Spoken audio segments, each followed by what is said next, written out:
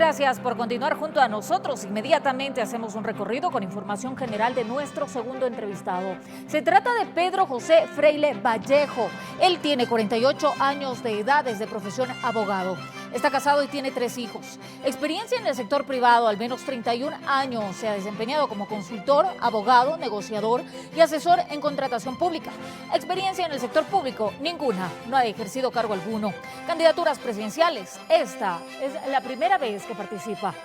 Pedro Freile es un experto en contratación pública. Ha participado en la negociación de contratos petroleros como el Bloque 11 y Tarapoa, además de obras hidroeléctricas como el Proyecto Mazar y el Proyecto del Sitanizagua. Freile aspira a ser presidente del Ecuador planteando una severa racionalización del tamaño del Estado. Pedro José Freile es el candidato del movimiento Amigo Listas 16. Es la primera vez que este movimiento participará en unas elecciones presidenciales. Y es que tienen todo listo entre sus propuestas para llegar al sillón de Carondelet. ¿Qué harán en el caso de llegar al poder? Freile propone una simplificación de poderes y una severa racionalización del tamaño del Estado, que dice en su gobierno será reducido no solo respecto a las secretarías de Estado o ministerios que dependen del Estado central. Eliminará las empresas públicas que actualmente copan el espacio de actividades que podrían ser llevadas a cabo a través de inversiones por parte del sector privado. Promoverá la concesión de servicios a través de una ley de concesiones.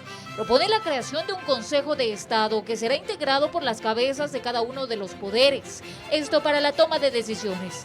Las reuniones de dicho consejo serán públicas, a excepción de las relacionadas con seguridad y lucha contra el crimen organizado. Tras la pandemia afirma que es necesario la generación de empleo, por lo que en su gobierno trabajadores y empleadores podrán llegar a un acuerdo entre las partes para una contratación por horas. Fortalecerá la autonomía del Banco Central para generar confianza con respecto a la política monetaria. La agricultura también está en su plan de gobierno. Afirma que es necesario una economía nacional de granjas y pesca saludable, además de que pondrá en marcha un programa masivo de reforestación para campos no aptos para la producción rentable de alimentos, promoviendo la introducción de técnicas de cultivo que puedan aumentar la captura de carbono o reducir las emisiones climáticas. Pedro José Freile del Movimiento Amigo es una figura nueva en la política ecuatoriana. Usted ha rechazado que lo tilden de aparecido. ¿Por qué busca la presidencia de la República? Es su primera incursión en la política. ¿Por qué tomó esta decisión? Muy buenos días. Bienvenido a Panorama Político. Buenos días, María Fernanda. Muchísimas gracias por tenernos esta mañana aquí. Pedro José Freile, en realidad, quisiera hacer un par de precisiones sobre el currículum. Sí tengo experiencia en el sector público. De hecho, parte de mi trabajo durante los últimos 25 años ha tenido que ver con monitorear muy de cerca las decisiones y la calidad de las decisiones políticas para poder atraer inversiones hacia el Ecuador en sectores estratégicos como el petróleo, la electricidad, la minería y la infraestructura mayor. La razón por la que incursiono hoy en política es el resultado de un proceso político que tiene más de 5 años en la calle. Yo vengo de la protesta a la propuesta, el quinto poder, el colectivo del que yo vengo. Ha logrado una conquista social desde su perspectiva histórica, ha conquistado el espacio de un movimiento político. Los políticos, lamentablemente, a los ciudadanos no nos quieren cerca de donde se toman decisiones. Peor si estamos preparados. La razón por la que estoy aquí es por suerte, la suma de preparación y oportunidad, María Fernanda. Estando muy abajo de las encuestas, hay que decirlo, en estos momentos, ¿cuál será la estrategia que usted encaminará empezando este 31 de diciembre del 2020, ya con la campaña electoral en firme, pero sin embargo tenemos algunas trabas por la pandemia, esas limitaciones? ¿Cuál es su estrategia de campaña?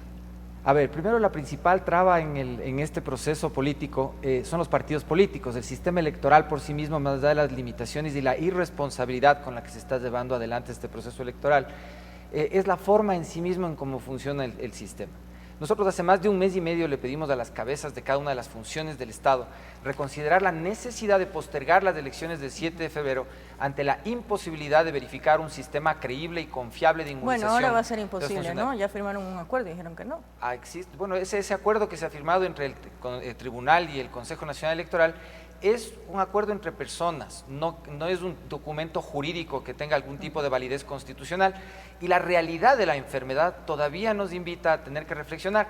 Lamentablemente después del 7 de febrero vamos a tener que ver hacia atrás y ver que no se hizo lo suficiente. Nosotros como ciudadanos nos vemos en la responsabilidad de volver a convocar, a razonar sobre las cosas, porque no existe norma escrita, ni todo el agonizante sistema constitucional que justifique poner en riesgo la vida de un solo ciudadano. ¿Van a insistir ustedes en que las elecciones, la primera vuelta, por supuesto, se aplace, ¿no?, la fecha? Como usted está viendo, lo estoy haciendo, María Fernanda, estoy insistiendo en este mismo instante. Y si tiene que moverse la fecha del 24 de mayo para que se posesione el nuevo gobierno, pues tiene que hacerse. Ni la vanidad de los que quieren llegar. No se podría. La Constitución es un sistema agonizante que no tiene ningún sentido.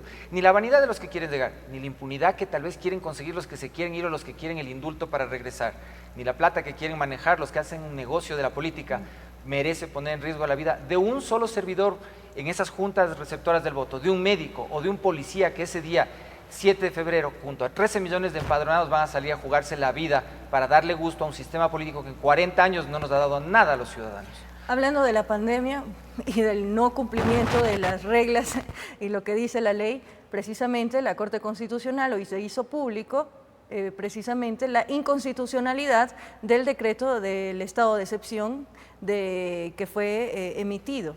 Sin embargo, esto se había aprobado el 28 de diciembre y se hizo público. Eso quiere decir que el gobierno tampoco sabe cómo seguir las normas del juego. ¿Qué haría usted de llegar a la presidencia?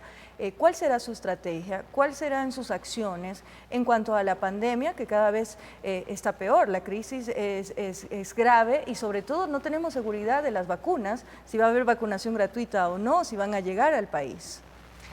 En realidad, las señales que nos da la ciencia hoy por hoy en todo el mundo nos indican que caminamos hacia unos mejores días respecto de la pandemia.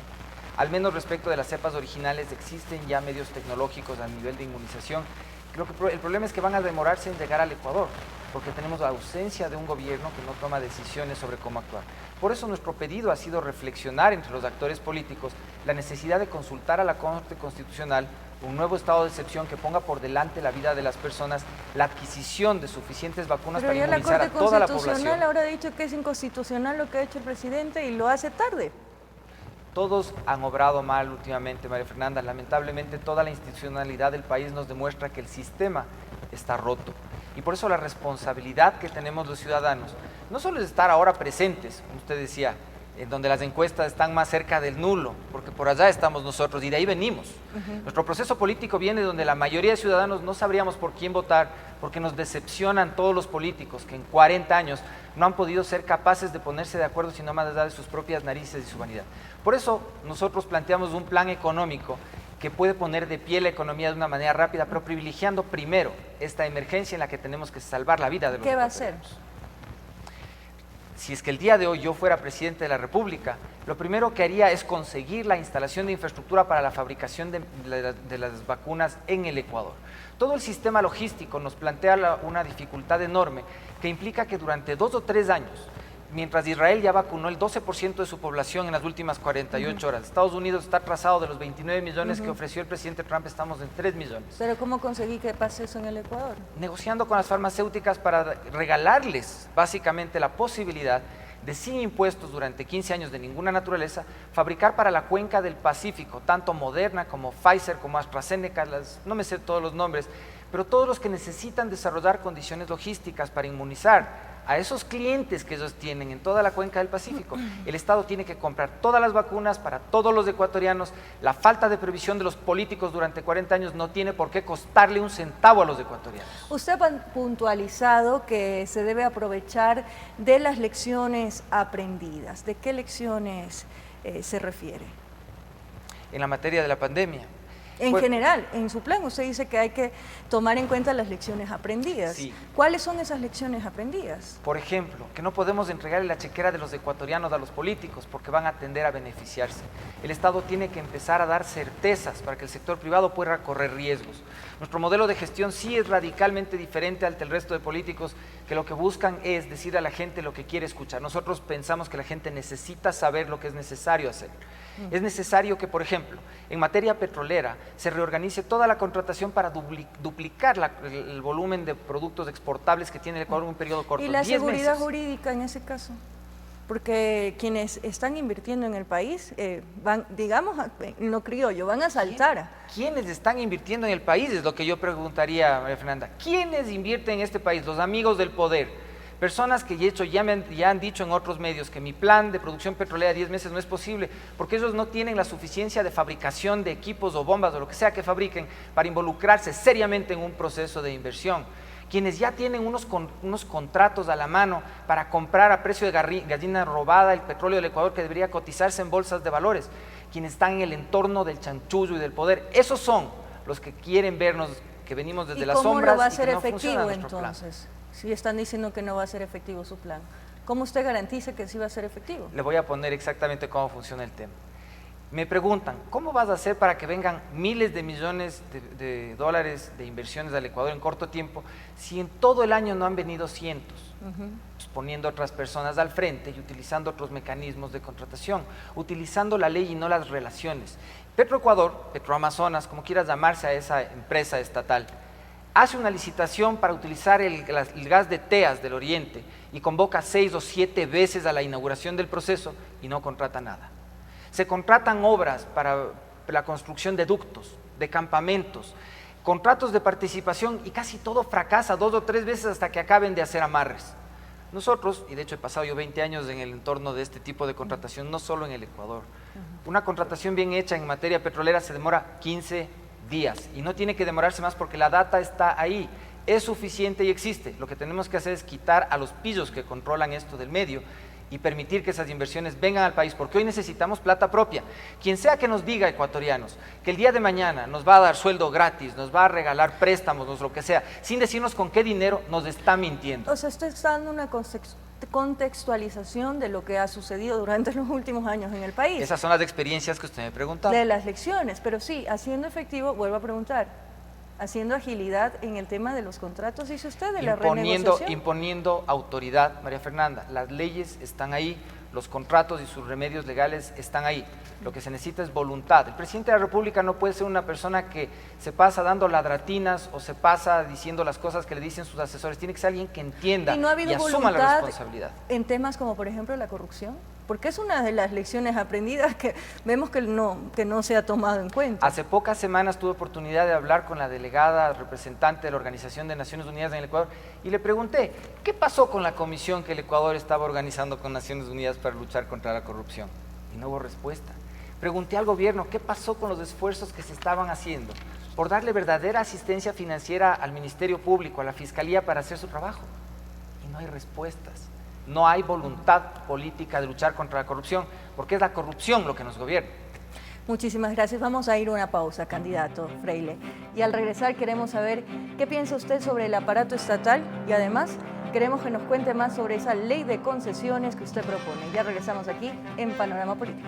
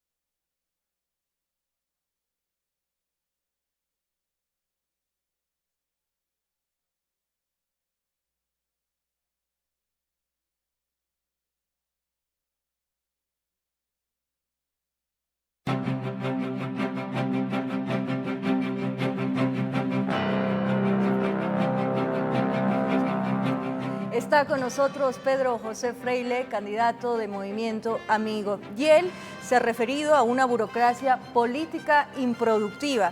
¿Qué hará con el aparato estatal? ¿Cuál es su opinión sobre el tamaño óptimo que debería tener el Estado? A ver, doña Fernanda, comencemos aclarando una cosa. Para nosotros, la burocracia es el factor esencial de un buen gobierno, porque se trata de servidores públicos que han hecho carrera, que están preparados para hacer de manera profesional el servicio a todo el país. Lo que haremos es reducir el nivel jerárquico superior, que es normalmente el más costoso y el menos eficiente. Nosotros, en nuestro gobierno, asumiremos las responsabilidades administrativas de nuestras espaldas. No asesores, no vicedioses, nosotros estamos siendo elegidos para asumir la responsabilidad y le daremos espacio a todos los funcionarios de carrera, que son los que normalmente los políticos quieren igual tener metidos en la refrigeradora. El tamaño del Estado para nosotros, cómo se redimensiona, realmente se ilustra con una anécdota de vida que tuve yo. Encontré un policía fuera del Ministerio de Educación que me contaba su propia experiencia. Sus hijos que estaban en una guardería se habían quedado sin posibilidad de ir porque se había despedido a la trabajadora social que les cuidaba, una funcionaria de $400 al mes. Y él me hacía notar que detrás de mí salían del ministerio 2 funcionarios de $4,000 de sueldo cada uno. Y me decía, ¿sabe cuántos trabajadores sociales que cuidan hijos de policías se cuidan con los sueldos de esas 2? Y esa experiencia de vida es la que me permite reflexionar sobre lo que hay que hacer. Durante la pandemia hemos despedido a la mitad de los guardaparques del país y no hay quien cuide nuestros bosques, nuestros humedales, nuestros manglares. ¿Cuál sería el aparato estatal óptimo? No existe una cifra exacta, es una cosa que bastante discutido ya con organismos multilaterales. Yo creo que es lo suficiente para que el Estado nos permita sentirnos protegidos sin que nos haga sentir ofendidos de nuestros bolsillos. Porque va a ser más desempleo en una situación tan crítica. De ninguna manera. Lo que vamos a hacer es pasar la oportunidad de que las personas trabajen en el sector privado. La prioridad no está en recortar el Estado inmediatamente, sino en primero generar una masa monetaria gigantesca a través de la producción masiva de petróleo para permitir que ese dinero vaya primero a la devolución de los recursos que el Estado central ha distraído de la seguridad social. Curiosamente, devolverle los recursos a la seguridad social nos hace lucir mejor con nuestros acreedores que incluso subir impuestos. Pero el sector privado tampoco está preparado para contratar a tanto personal. El sector privado y en general nuestra sociedad no está preparada para muchas cosas, pero eso no quiere decir que no podamos empezar a dar los primeros pasos aprovechando esta urgencia. El emperador Marco Aurelio decía que en donde está el obstáculo está el camino. Y esta pandemia y la recesión económica son sin duda una de las oportunidades más grandes que nuestro país ha tenido, al menos en los últimos 96 años desde la Revolución Juliana. ¿Cuáles serán esos incentivos para los emprendedores que nacieron precisamente a raíz de la pandemia y de la crisis?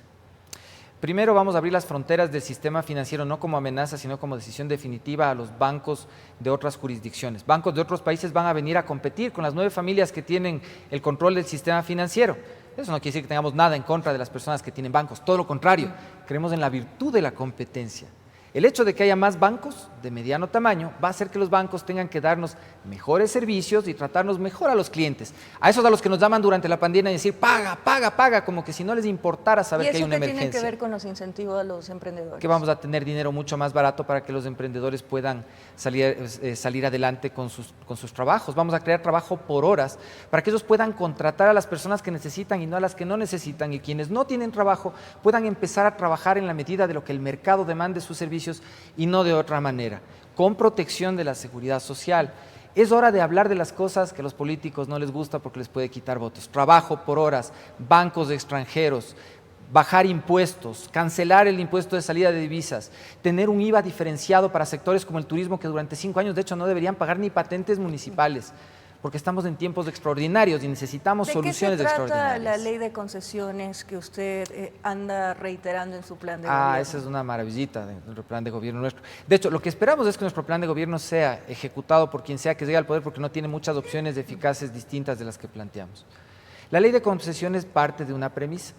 El Estado tiene una función social en nuestra filosofía y esa es dar certezas. El sector privado, asumir riesgos. Cuando el Estado asume riesgos, el sector privado genera ganancias de manera corrupta. Cuando el Estado da certezas, el sector privado invierte con más tranquilidad. La ley de concesiones lo que busca es deshacerse del lobby ilegal, de las relaciones políticas de entorno y de la corrupción alrededor del gobierno, permitiendo que quienes vienen al Ecuador a buscar cómo intervenir, por ejemplo, en lo que hoy se consideran sectores importantes, sectores estratégicos, dice la agonizante Constitución, puedan hacerlo sin necesidad de tener tanto lobista o que le den una resolución que sumada a un decreto, que sumada a un reglamento, da como resultado algo que se parece a una concesión. La ley de concesiones es un instrumento básico para asegurar las inversiones en donde el Estado hoy no tiene dinero para poder atendernos a los ecuatorianos, como es su obligación. ¿Es decir, privatizar?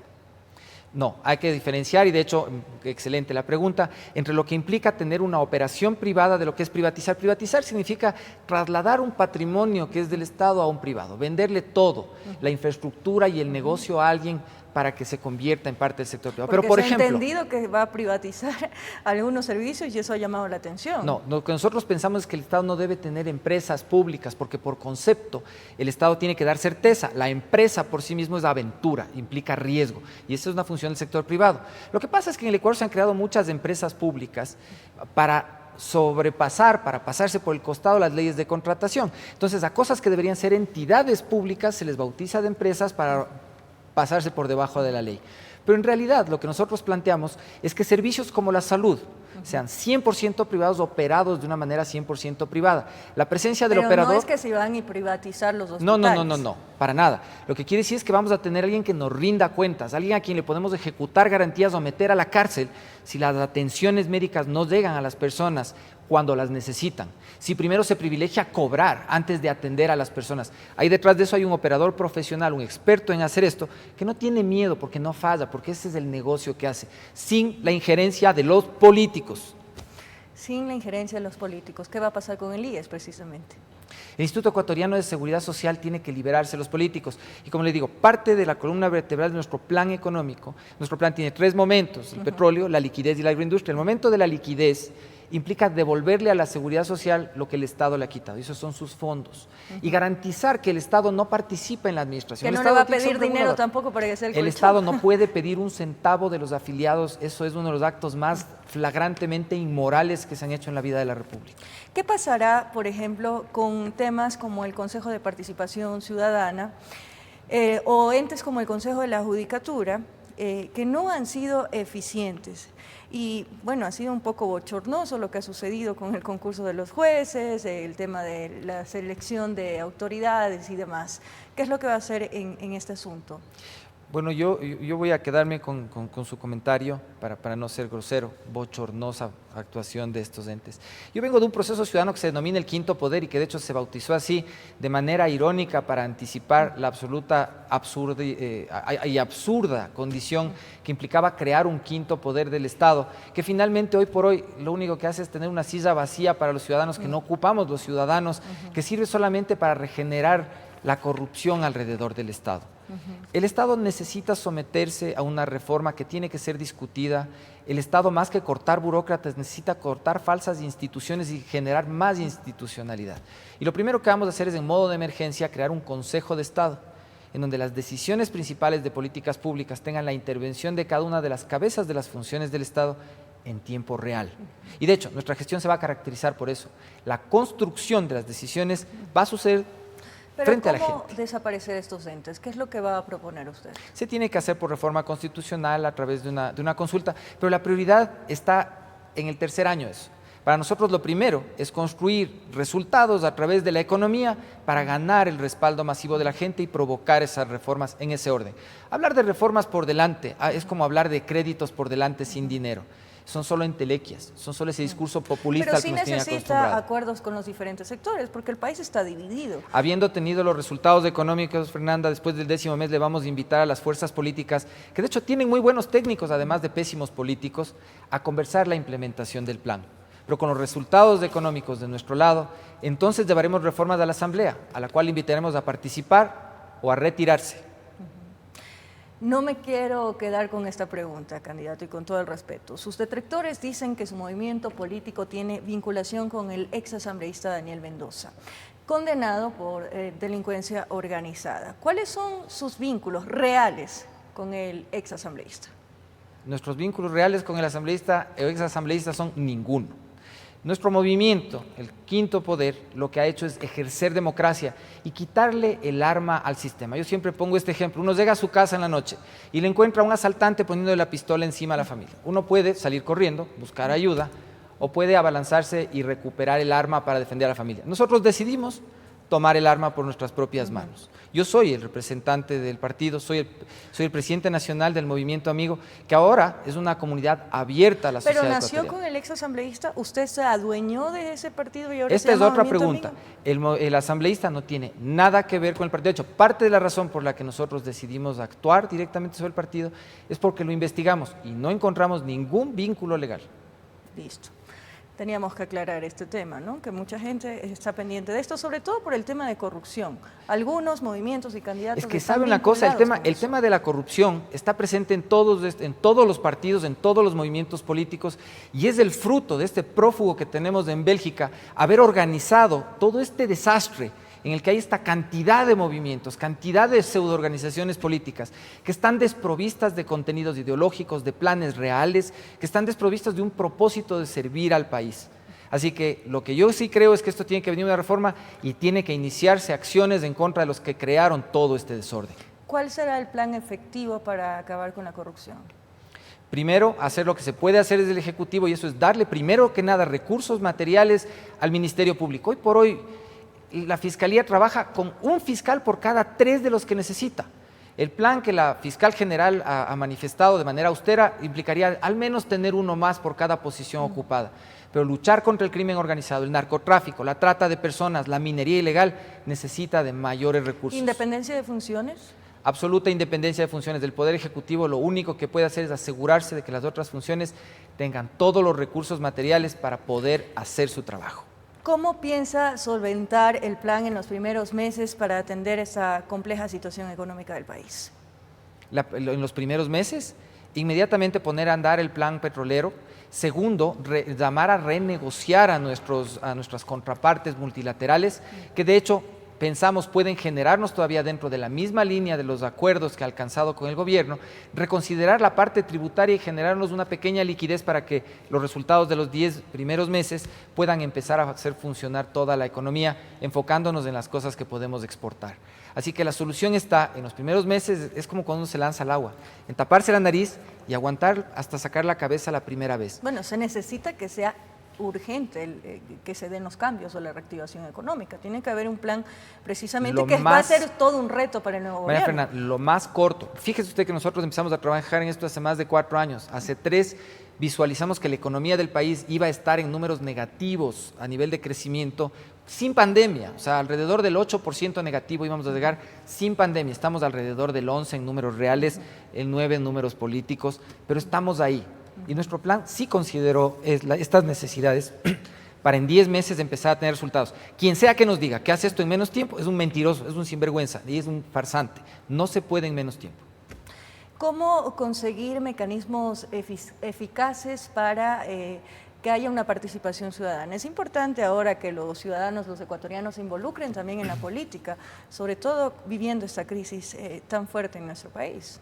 Yo creo que ahí también, por ejemplo, lo que pasó en octubre nos dio muchas lecciones de lo que debe cambiar en nuestro sistema. El Ecuador vive una vigorosa democracia representativa, pero de esa se benefician los políticos. Nosotros necesitamos vivir una democracia participativa, en donde la pandemia, estas lecciones que nos ha dado, nos permita pasar de la empatía por nuestros prójimos a la responsabilidad ética sobre nuestra sociedad.